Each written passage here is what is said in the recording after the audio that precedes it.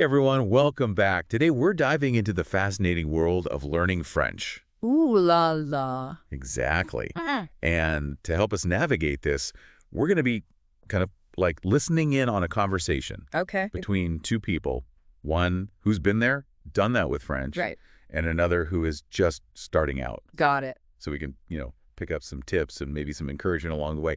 Because let's be honest, French, with its fancy pronunciation and grammar rules, It can be a little intimidating. it can be a challenge, Yeah. even for us native English speakers. Absolutely. So jumping right in, it seems like our newbie learner is already hitting a wall with, Grammar. yes, they're like, adjective agreements, what? Past participles, help! It's like all those things we kind of avoided in high school are coming back to haunt us.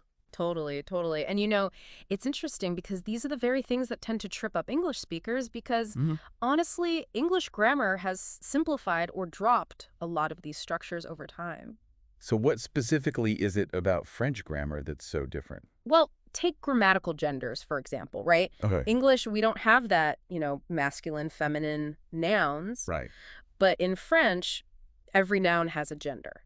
And that gender, it dictates how you describe it with adjectives. So it's not just learning the French word for blue. It's like blue for a boy noun versus blue for a girl noun. Exactly. Like take the black cat. In English, simple, right? Right. But in French, it becomes le chat noir for a male cat.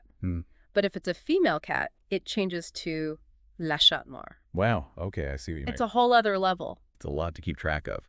But I like that our learner, they're not giving up, They're trying different things like online exercises, listening to French music, podcasts, things like that. It sounds like they're trying to surround themselves with the language as much as possible. And that, I think, is brilliant. Yeah. Because they're tapping into something really powerful that's immersion.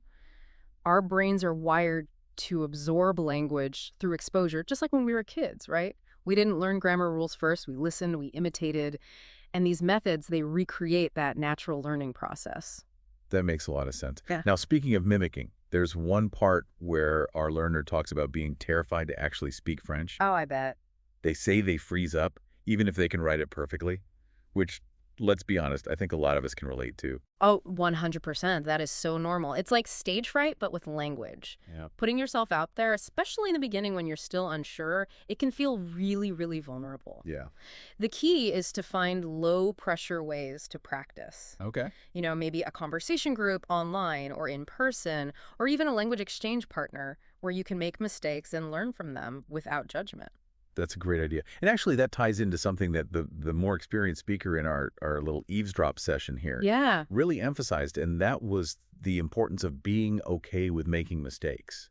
They said that, messing up is part of the process. Absolutely. Mistakes, they're not failures, they're opportunities. They're like little stepping stones. I mean, I still remember when I first started learning French, I confidently tried to order une librairie at a restaurant. Une librairie. Yeah, thinking I was getting, some fancy fish dish. Oh.